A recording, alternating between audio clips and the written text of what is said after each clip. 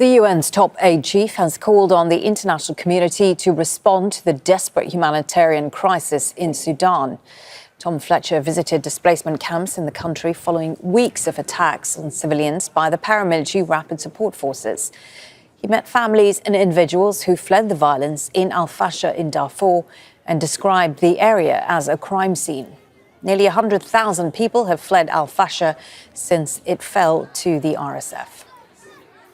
I've had a week inside Darfur, which is now the epicentre of human suffering in the world. El-Fasher, based on the testimonies I heard from many survivors, is basically a crime scene right now.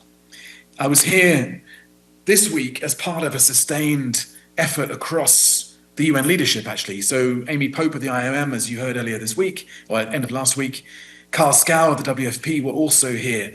And this is now part of a 5 to 6 week sustained push across several senior UN leaders to get in and surge that engagement in response to what we're hearing from el-Fasher and more widely. Amazingly impressed as ever by the grit of our UN and NGO staff in Tawila on the front line. This is one of the most challenging environments that we work in, and they're doing extraordinary work. I went on from Tawila to even closer to el-Fasher, to Korma, where many of those who've escaped are currently based.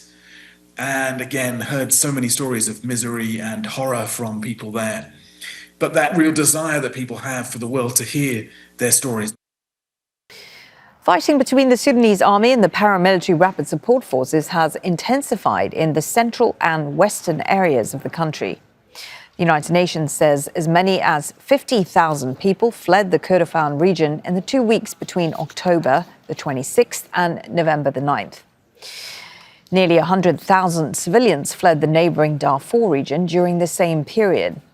The RSF seized the city of el-Fasher late last month, reportedly carrying out widespread atrocities. Since the conflict began in April of 2023, roughly 12 million people have been forced from their homes and 40,000 killed. Oh, let's go to our correspondent Hiba Morgan, who's based in Khartoum. Hiba, what are you hearing about the humanitarian conditions on the ground, in particular in Kordofan? Now, we know from people who have escaped from the Kordofan region and arrived to places like El-Hiba in northern Sudan and to the capital Khartoum here that the situation there is quite dire. Now, famine has already been declared in Kadugli because of an RSF siege on the capital of South Kordofan. But there are other areas as well where the situation is quite terrible. Now, the UN says that nearly 20 areas in the Kordofan region are facing famine-like conditions because of the ongoing violence, and in other areas because of RSF siege on cities trying to take over military bases. But as a result of their sieges, civilians are being affected as well. Now, the humanitarian situation, according to the United Nations, there is quite dire, and they're in desperate need of humanitarian assistance. People continue to flee, but many others cannot leave because of the violence and because they have nowhere else to go. So the United Nations has been calling for safe humanitarian corridors for them to be able to deliver assistance to those in places trapped like Kadugli and Delenj, and for those in those areas who also want to seek safer places to be able to leave as well. That is yet to happen. And because that is yet to happen, the situation continues to be quite dire. Millions and millions trapped in various areas in the Kordofan region, many of them under siege by the Paramilitary Rapid Support Forces. And for the time being, it doesn't look like the siege will be lifted anytime soon. OK, thank you for that update. Hiba Morgan there for us with the latest from Khartoum.